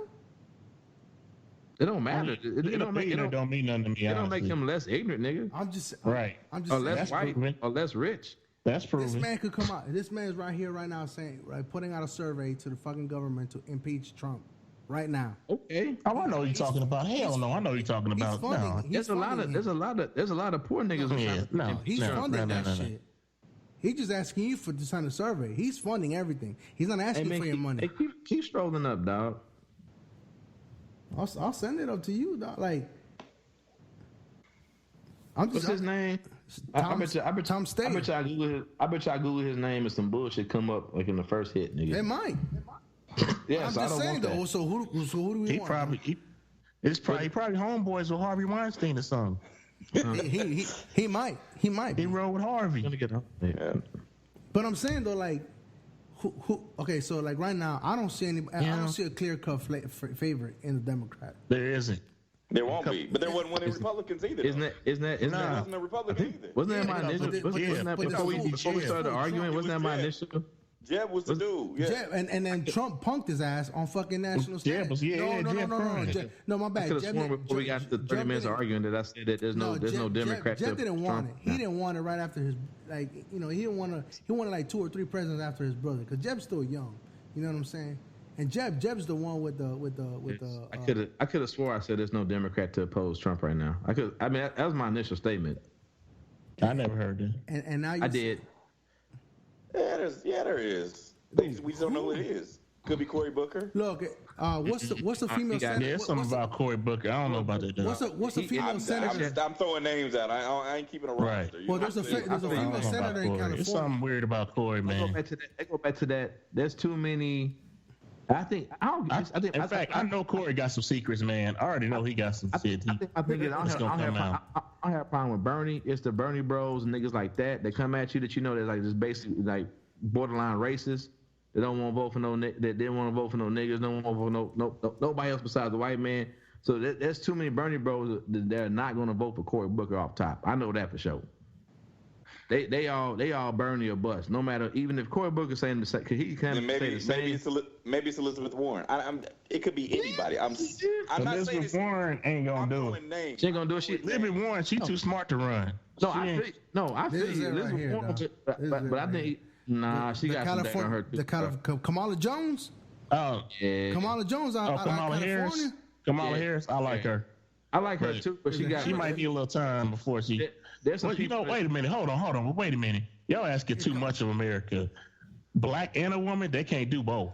But I'm saying, not at the same time. Aren't we ready for that shit though? They can't. No, hell no, we ain't ready. We wasn't ready for that. I'm saying. Oprah controlled the whole world for like 20 years, man. So then what we talking about then? So we're talking about racist ass America, nigga. Right. So then racist and sexist ass America. So we want an equal candidate, a billionaire, a white man with power. Nothing to lose type of shit. That's what we needed. You're missing the point of saying that it's not so much what we want. Trump won on saying whatever the fuck he wanted to say because he had nothing to lose, dog. But in America, Democrats aren't allowed that. We're for some odd reason. I'm not even really a Democrat. I'm more towards fuck everybody. I don't give a fuck. I'm towards the middle. I'm Democrat, but I'm towards the middle. I guess. What I'm saying is, Democrats, the Democratic Party is too pussy to motherfucking. Because if I make it. Basically popping off there and let niggas know we ready. But it ain't gonna happen, dog. Yeah, Democrats. If you're a Democrat, you're not even allowed to get excited like they did Howard Dean. Yeah, because I think that because with the Democratic Party we try to be, which is a good thing, so inclusive, and try to put everybody under that umbrella. That the candidate has to be so worried about offending everybody, and once you don't include everybody or say something to everybody. Off top, you lose them. You bleeding voters. Yeah, in the past, but now you're going up against Trump, and now all you got to do is be less of a evil. Man, you gotta. I'm telling you, you gotta. No, but you can't though. You gotta match. What the Democratic Party is gonna have to do is they're gonna have to bring back some of those working class white folks that Trump took away from you. The only one there's one in right, but I'm saying they gotta bring them back. But I'm saying, but there's not going to be any Democratic candidate that's going to say the shit that Trump said to win those voters back. That's going to be able to win the party, to win the primary. That's what I'm saying. Them voters are defecting anyway, man. They did it for. No, I'm just answering what James said. To try to bring those voters back, somebody gonna have to say some shit as crazy or on borderline to what Trump said. But that candidate's not gonna be able to win the party. No. They ain't got to do that. Trump galvanized his base with that foolishness, and then, like you said, there were people who were closet, going in there and saying, "Hey, I'm voting for Hillary, I'm voting Green Party, I'm voting," and then go and vote for Trump. Yeah, but I'm saying it's like, go ahead. All you got to do is give them permission not to vote for Trump. They're not looking for that rhetoric. They were ashamed to vote for Trump in the first place. They went there and did it quiet. That's why the polls were off, because they thought. Some people were saying. So I'm saying is you're gonna have a candidate basically saying I'm not Trump, and that's not gonna win. That's not gonna win the national party. No, you gotta have a vision.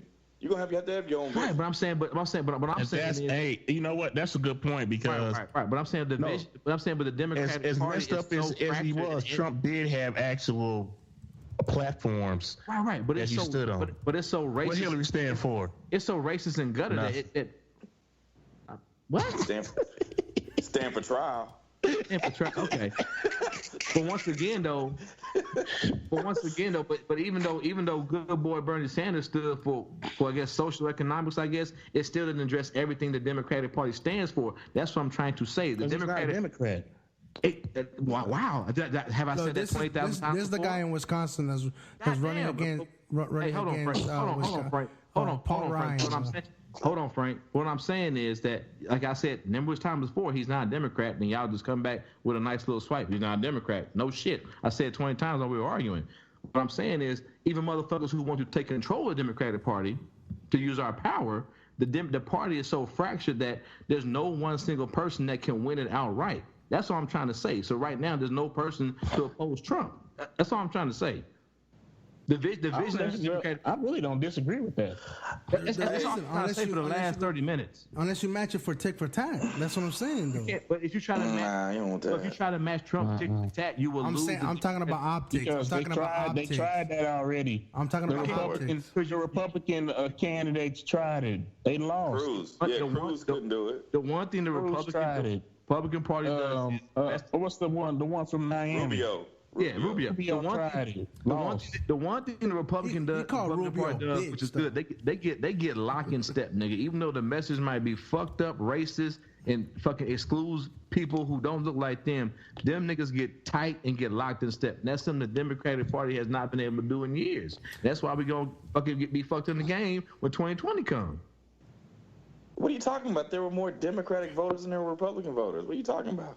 What? There were more votes for Hillary than there were. I get that, but they didn't link arms and do that. The problem is gerrymandering.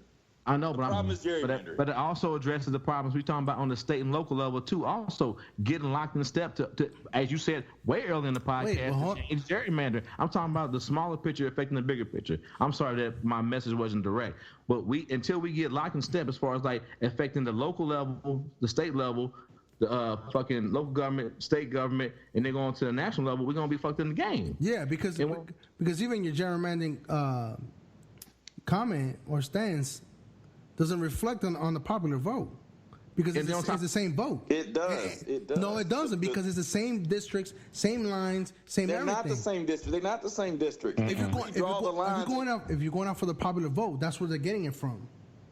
Listen. No, if it was based on popular vote, Hillary Clinton would be the president. What has happened is every 10 years, the lines can be changed based upon party affiliation. Who runs the Senate? So what's happened is you're getting more Republicans in the Missouri state legislature. You get more Republicans in the Kansas state legislature. And what they do is when you talk about Wichita is a Democratic area and Lawrence is, well, they'll draw a line between Lawrence and Wichita, and you can have that area, and that'll be the one Democrat seat, and then every other state is going to be lock solid red. In Missouri, they give you St. Louis, they give you Kansas City, and all the other 6 districts are going to be Republican based on the way they draw the lines. That's the electoral vote, though. That was on the electoral vote. The popular vote is based on actual votes cast. Correct. So I'm saying the popular vote does not get you elected president, so it doesn't matter. It doesn't matter. Right. Joe, what I was trying to say is that the electoral vote is the one that's gerrymandering. The popular vote is for all lack of purpose, it is the actual vote of cast. The electoral vote is the one that's being manipulated with the gerrymandering and the redrawing the lines of the districts. But the popular vote is the one of actual votes that are being cast for that. For Frank or for Joe or for Winston or whatever. And so my stance is the Democrats did what they were supposed to do if you're talking about the popular vote. But that's like shooting a 4.3 pointer. But also it doesn't count. Yes, more Democrats. Like I said, and this goes back to your girl again. But also the other point is she lost the battleground stage. Yes. Can I also say everybody knows that you gotta have the battleground state? I hear what you're saying. So you can't have it both ways. She lost the battleground state, but also more people came. More Democrats voted, but also less Democrats voted than in years previous too. There's also the backside of that also. Because you didn't have a likable candidate. Right. So they sat at home. I get what because you didn't have a likable candidate. Nigga, I get. Can I finish my fucking? Wow, we're gonna do these side comments. Back to my point of saying that. Get them. They hate Hillary. Right, I get it. Y'all don't like women like this. We only old white men that been in the Senate forever. I get it. But anyway, so as I was trying to say though, if the Democratic Party doesn't get locked in step, we're gonna be lost. I get more Democrats voted than Republicans, but at the same time, less Democrats voted for this election in general. That's all I was trying to say. And until we get together on the state level that we can affect, as you said, the gerrymandering, which affects the electoral college, we're going to be lost. And we're doing it's changing, but it's not going to change fast enough. It also goes back to what Joe was saying as far as the swing. We're saying that swing that happens continuously. So now people getting tired of the Republican way of things, seeing that it's overtly racist. So now more people are waking up and coming out again. So it has nothing to do with Hillary or Trump. It's having to do that. Oh, well, I guess that's something to do with Trump. But it's like shit's getting fucked up as far as a social level, economic level. So now let's get more Democrats in, who happen to be more who truly happen to be fiscally conservative, as we've seen, and truly get back to more social programs to help the community. So let's get them in there, and then 10 years later we'll be fucked up again. Who knows? That's all I was saying. I know, I get it that yes, more Democrats. We already pointed out that she won the popular vote. It's not how many vote; it's where they voted. I've already said that, nigga. It's like I was saying, but also to my point of being that if more Democrats get locked in step, we can truly affect this 10-year swing that keeps happening, where we find ourselves saying, what percentage of people actually voted that were eligible? Less than 50%. Like less than 50%. Yeah. So that's a whole bunch of votes out there. But so we allowed a racist candidate who's going to fuck us over because of a candidate who we don't kind of like. But that's fine. That's cool. I'll sleep well at night voting for a candidate who I don't kind of like over a racist candidate who's going to fuck me over. I mean, I voted for her, but I still think she's a bad candidate. I know you voted for her, but at the same point in time, I don't give leeway to people who say, well, I didn't get my candidate who I wanted, so I stayed at home. And that's what a lot of the Bernie. and I criticize those people. No, because a lot of the Bernie voters did that. I was blaming them. And the people I know that did that, I say, thanks for Trump. And that's y'all fuck my kids' future. Yeah. Don't get me wrong. I didn't want Hillary. Oh yeah, I didn't want Bernie. Yeah. Okay. So end of the day come when I'm in the poll and I got Bernie and I got Hillary and I got Trump. I'm not gonna go home and not vote for nobody because I got people. I got because you talking about you're just talking about programs in the military where you talking about soldiers who didn't fucking gave their time. They talking about these niggas gotta go back home. Fuck your citizenship. And I'm like, I can't vote for this nigga. Yeah.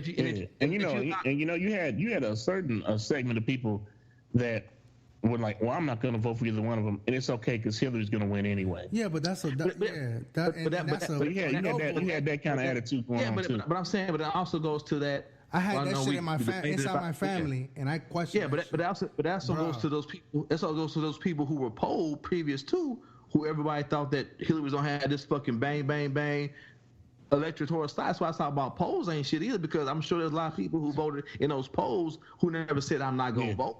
But who also said Hillary. But if you didn't notice that the closer it got to the election, the lower her poll numbers got. Well, Well, I do watch, and I also and like even with me and Frank, I'll be like, I don't know. So she was losing ground steadily over that last month. Yeah, I get it. Yeah, she was losing ground, but people still even up until that day, niggas was still sitting in front of their TV. I know, but it should have been a red flag, but it wasn't for a lot of people. It should have been a red flag, but at the same point in time, motherfucking niggas thought it was gonna be tight. They didn't think he was gonna win, even when it came up to that day. Very few people sat down on that couch on election night and said, this nigga about to win.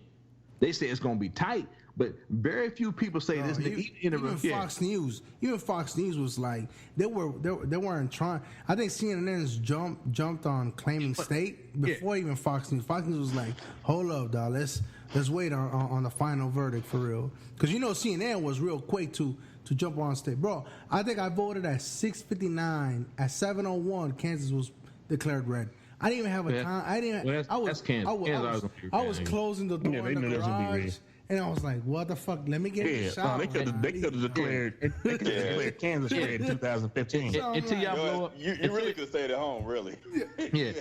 You know what I'm saying? I could have not voted, really, to be honest. Until y'all blow up everything west of Topeka, nigga, it's always going to be red. Dog, even Topeka, dog. Like, even Topeka. No, I'm saying, but you'll have a better chance to win if y'all blow up all the motherfucking backwoods, motherfucking cow-ass towns out in western Kansas, my nigga. I'm sorry. Dog, like, it's crazy, though, because, like, you're right, though, because, look, just for the record, like, I'm not saying that Hillary was my preferred candidate, because she wasn't. It was the fact that the Democratic Party, she won the Democratic ticket. You know what I'm saying? And if you know how, you seem to, both of you guys, all of you guys seem to be well versed in the politics of this shit. We're in a two-party system. however much we want a third party or libertarian or independent party to come through, they just don't have the enough votes. I think. You know what I'm saying? They have to affiliate themselves with. Now, as a country, if we decide to go to do away with fucking a two-party system, I don't think nobody's debating that. I don't think nobody's debating that. I think we were all just debating on. It's just these two candidates on each side. It was like fuck, you know what I mean? I don't want to assume, but I'm going to assume everyone here voted Democrat or stayed at home, whatever the fuck. Oh no, I'm a Democrat. You know me, dog. I gotta protect my skin, dog. And right. I got an article here. Right. My point is saying I think our debate.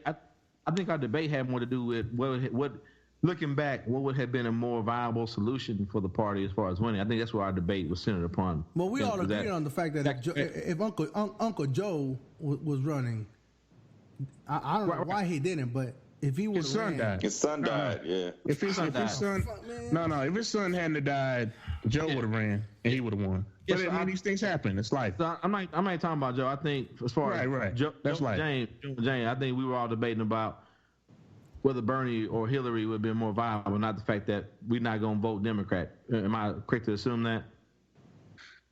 Yeah. Okay. Okay. So I think I debate more had to disagree over here, or what? I mean, I don't know.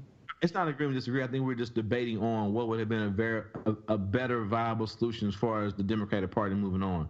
I don't think we were debating as far as like, no, we're not voting Democrat.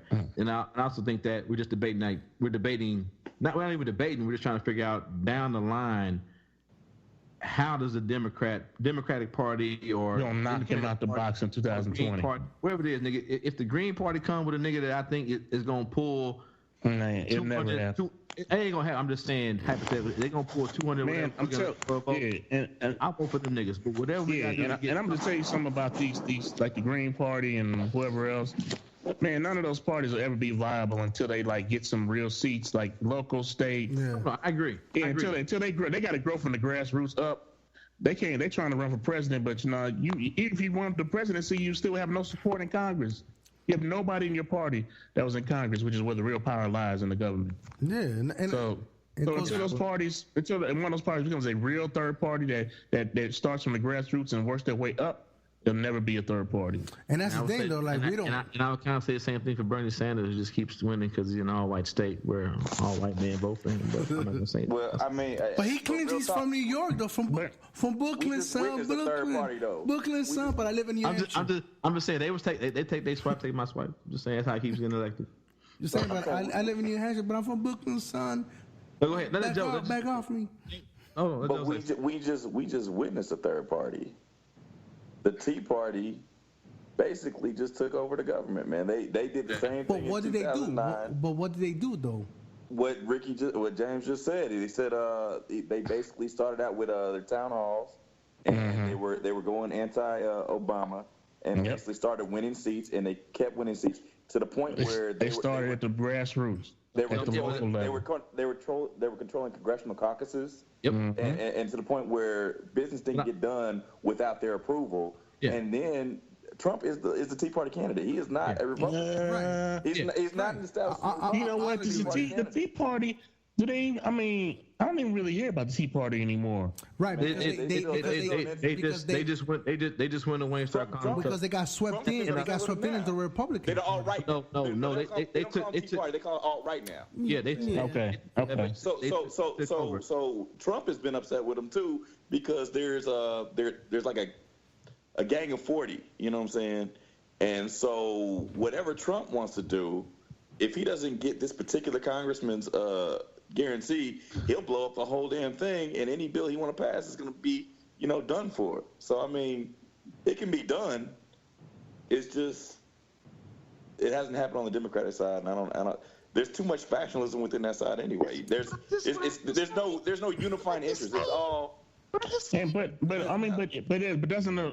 GOP have the same problem? Isn't that why they haven't been able to pass anything? They haven't been able to pass anything because but the GOP absorbed the Tea Party though. They absorb and welcome. They haven't separated themselves. There's a war going on. There's a war going on in the Republican Party. It's the other way around. Right, but they just within the GOP also. Right, but but I get that. But they at least embraced it though. Democratic Party, we still fighting that shit though. We still fighting fucking Bernie lovers, bro. We still fighting opposition. Like all these young voters that are coming by, you know what I'm saying? They like what Bernie says. I get that. I'm about to say, let me back up for a minute because like I should say my hate is not, like I said before, my hate is not for Bernie, but more or less for some of the motherfucking Bernie bros I get into it on Twitter with. So I'll back that up. But what Bernie says does make a lot of sense. And I think the Democratic Party wants to embrace a lot of his principles, and they want him to be a Democrat, but he doesn't want to be a Democrat. He doesn't want a full-fledged Democrat, yeah. Wait. Come on, man. He an old Jew, man. You know he ain't gonna change up now. Right. I get that, but on the other, he is who he is. Bernie is who he is. He's always he's a maverick. Yeah, but I'm saying, but on the other hand, you can see that the Maverick. Hey, Maverick. Yeah, what's going on, Maverick? You can see that the Tea Party and the Republicans actually sat down and said, "Hey, if we really gonna get power back, we gonna have to squash it for a minute." And you can tell they squashed it for a minute, but now they back at it fighting because but Bernie. Yeah, the alt-right and how they want the Nazis, whatever they want to call it, they trying to say, no, okay, we helped get y'all a president. Now we want our policies. Oh, I know who I'm thinking about within the GOP, the Freedom Caucus. The Freedom Caucus. That's exactly what I'm talking about. That's what I'm thinking about. Hard right. Yeah. They like Tea Party 2.0. Yeah, that's it. That's the Freedom Caucus. But I'm saying, but that, and I mean, I don't mean to, but at least them motherfuckers calm down enough to win the election, and that's something that they pulled the election to the right. Yeah. That motherfucker was going off and saying all that bullshit he was saying to get them to be his base. Yeah, I'm saying. They pulled the Republican Party further to the right. But I'm saying, they didn't get absolved by the Republican Party. They have taken over. Right. I already said that, Joe. I said the Tea Party. If you heard me, I said the Tea Party took over. But I'm saying, even during that time, if there was fighting, they kept it in house. Now we're seeing more of it put in public because you have to have a president who can't stay off Twitter. And now these motherfucking senators got to bounce back, got to bite back because their constituents are saying, "Hey, man, what the fuck is going on?" But all I'm saying is, during that time of the election, well, you know that their candidates didn't steal an election too, so I don't. It would have been pretty hard to keep that shit in house. I don't know if she stole the election. I know she was a Democratic nominee. The Democrats wanted to win. She do anything illegal? No, maybe. No. Who? Hillary? There are allegations of money laundering. Allegations. Did she do something illegal as far as the DNC? That's what I'm talking about. No, bro. There's nothing out there. Once you find something, we'll come back. Read Miss Brazil's book. I already read her book. Okay, is Hillary Clinton part of a federal investigation right now? And federal indictments? Has she been cleared of federal investigation and indictments? I mean, there's not an investigation right now, but I'm saying anything can happen. These things are just coming to light within the last couple weeks. Who is don't act like this shit can't come happen down the road now. Let's not. I get that. So for today, no, she didn't break the law. As of today, well, shit. As of today, I ain't broke the law either. I might bust somebody's head open tomorrow. You know. Okay, so when that happens, then we'll say you broken the law. Or I might have done something already. It might be something pending. You know. Yeah, so what you're saying? I might cut my dick off and be named Mama next week, nigga. Who knows? But until I get caught, it's not a crime. Yeah, I don't know if this is a crime. She did get the questions ahead of time. That's not illegal. That is unethical. What is this? What are we talking about? It's not illegal. I didn't say she did something. Well, just because a lot of things that aren't illegal that are unethical and immoral. So getting questions before a debate is unethical and immoral. It's definitely unethical. It is 100% unethical. Okay. Dog, but what has Trump? Okay. I never said it. I didn't say that specific thing was immoral. I said that there are things that are not illegal, but that are unethical and or immoral. Okay, so that's what I said. So then what are we? And also, what are we and once Trump again, on? so was giving a nice speech about gun rights and guns and all that shit, and then fucking voting for the 3-stroke law. Come on, Fox News. I'm just saying, you being Fox News. Real, man. So what she said was she got the answers to the test. That is unethical and immoral. What test are we talking about here? You sound like Fox News. Absolutely, he's unethical. And you keep campaigning for a motherfucker. That's academic design. Dude, I didn't even say Bernie's name. I don't care who it was. It could have been. What are we talking about though? I'm talking about Hillary cheating on a test. I'm talking about that gives her an unfair advantage. That is unethical. That is cheating. That is unethical in any way you slice it. And I keep saying that you keep giving her more shit for campaigning for a law that Bernie Sanders voted for. Okay, so Trump went to Ivy League school. Did he pass every class? Or did he pay his way out of it? What? Trump went to Ivy school. Trump went to Ivy school. Hey, wasn't Bernie Sanders' wife under investigation for some shit? Yeah, it's nothing. It's nothing? It's nothing. I see. If you had a hat on, a 5950, you would have like got the bill and put it and be like, man. Or I can say there's allegations like you do, and once I find them out, then we'll come back. So you saying that Hillary failed the DC bar exam? Is that what you're saying? There are allegations that old man Bernie and his wife got some cake off defunding a college university. Allegations. Listen. President Obama said, "Look, I'll pay all your debts if you withdraw from the primaries." I don't know what you're talking about right now. No. He paid. He paid for her debts. And I pulled that shit up. He told her straight up, "Look, I'm gonna appoint you to a office in my administration." And I'm gonna pay off whatever the fuck you need to be paid off. I don't know exactly what it was, but you know what I'm saying. Who? Hold up, dog. Yeah, I don't know what you're talking about. Okay, hold on. No, what are you talking about? How Hillary paid off the DNC's debt? Because she did. Hold on. Because the DNC was broke. That's how she got control of the DNC during the election. Is because she gave them money to get themselves out of debt, and as a stipulation of that, she was given control of hiring practices and policy and all that sort of thing within the office. That's why they were saying that it was basically being run out of her Brooklyn office. Yep. Right. So it's not quite fair.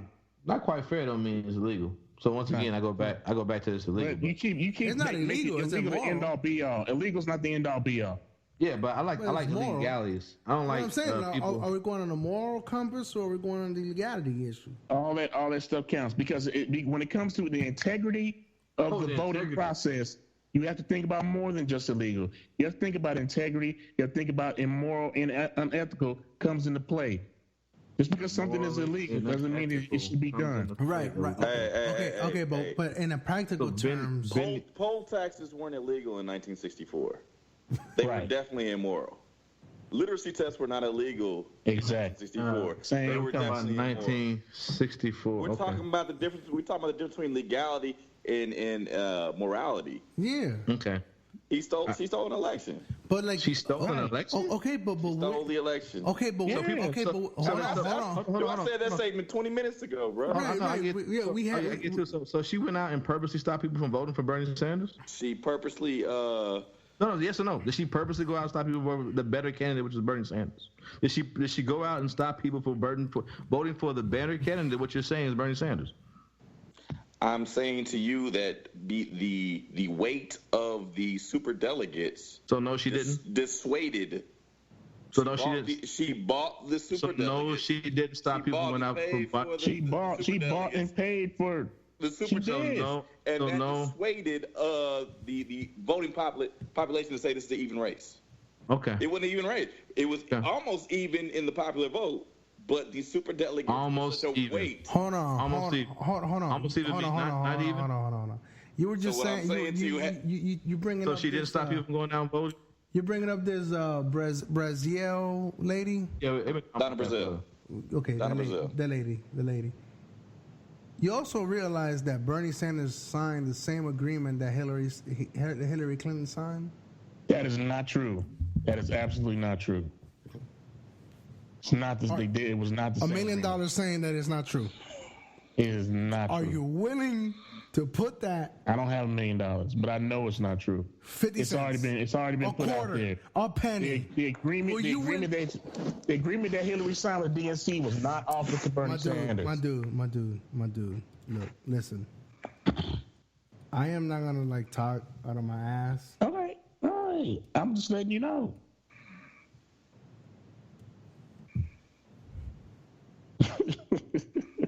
It's not the same thing. It's on paper, man. It's on paper. Dog, like you realize, you realize, like if it's the same agreement, then why was it even brought up? If he signed it, why was it brought up? I don't know. Why do people hate Hillary Clinton for campaigning for the same bill that it goes back to Bernie Sanders vagina voted for? versus jars, bro. Who knows? Penis Who knows, my versus nigga? vagina. Come on, Sean Hannity. Oh, Get him. how am I Sean Hannity? You said You running his talking points. You are.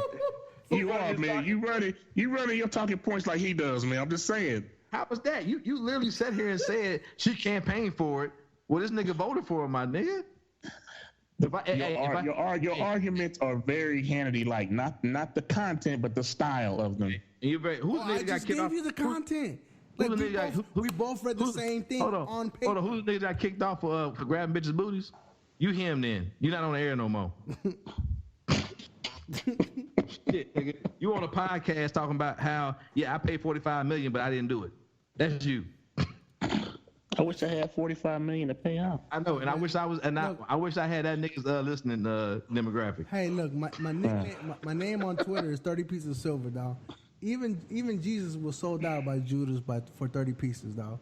So I got a price on my head. I got a price. So if anybody wants to come and bribe me, I'm a Hispanic, Latino, immigrant, turned veteran. I will endorse your Republican ass. I will coon it up, bro. I will coon it up for $30 million. Hey. Now, James O'Reilly and already spent all his money. He ain't got no more money to give you. Shit, I got $30 million. Hey, you got money for me? I will coon it all up. I will be the most. Right. I'll be like I'll fall in line. And so you like the Latino Ben Carson then? Oh yeah. Hey, I'll be. If he's gonna give me an office, I'll be the doctor. O'Reilly. I'll be the doctor. Running Sinead housing department. Yes. Who Joe gonna Yes. All day, every day. Yeah. Who's the niggas on? One of them niggas on Fox and Friends. Joe be one of them niggas on Fox. Right. Hey, I will make sure that Puerto Rican mayor looks like a sleazeball after I'm done talking in that press conference, dog. I swear to God, I'll be red. I might wear this Florida State might be a fucking Confederate flag, everything, dog. Shit, for $30 million, I might break everybody off a little bit, but you know what I'm saying?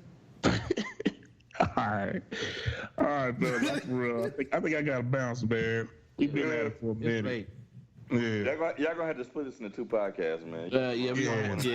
It's 4. We're going on 3.5, 4 hours. Yeah, man. We need to have time limits on our segments or something. Well, niggas just start debating or arguing. I know, but somebody got to be like the showrunner and be like, all right, we got to move on, guys. I tried to move on. I moved on. You got all caught up. We getting your nigga. No, you got all handed up. Oh, nigga, you got all old Bill O'Reilly. You probably picturing a white booty right now, nigga. You probably driving down the street on your cell phone, grabbing booty right now that you ain't even asking to grab, nigga. Oh man. Anyway, on top of that, you probably throwing Monopoly money at him. You ain't got no real money. I really don't have any real money. Forgive me. I know not Monopoly money and them little chocolate gold coins. No coins. Got a motherfucking. It ain't even real gold. This ain't no real gold. Ain't no real gold. You got a motherfucking Weinstein motherfucking party mask on, nigga, saying it's a white man who did it. All right. I went too far. My bad. All right, though. So, All right, guys. Hey, thank y'all once again for coming on. Appreciate it. Y'all really gotta come back. Hold on. We're gonna continue this. We ain't gonna close it out like this. Hold on, nigga, yes you are, nigga. I'm on the bed. We're going to bed. We're going to bed, but I'm gonna chop it up later on. We coming back for this shit though. We coming back another time. Yeah, I'm saying no. They gonna come back. When we come, I'm definitely gonna come back on the show. Yeah. But man, bring your Bernie facts sports too. Or something. It's definitely Bernie Sanders and old white women are definitely a sort of point. I think it's more just because the Democratic Party lost, nigga. Everybody upset about that shit. It was terrible. We all upset. But anyway, though, yeah, for real though, hey, Joe, Jeff, James, man, I really appreciate y'all giving y'all time. Y'all niggas got shit to do, y'all family. We really appreciate y'all coming on. No problem. Please come back anytime y'all want to get on. Y'all know we got the Facebook Messenger. Hit me up. Let me know when y'all free. We'll make it happen, and I will let y'all know when we about to get on anytime. All right? Yes, sir. All right. So, then my niggas, brothers. Yeah, bro. So I am the KC Stork. 30 Once pieces. again, just 30 pieces is Negroraguan Podcast, and as always, as my man says, hold on, we got Joe and James, but enjoy the music. Enjoy the music. Out.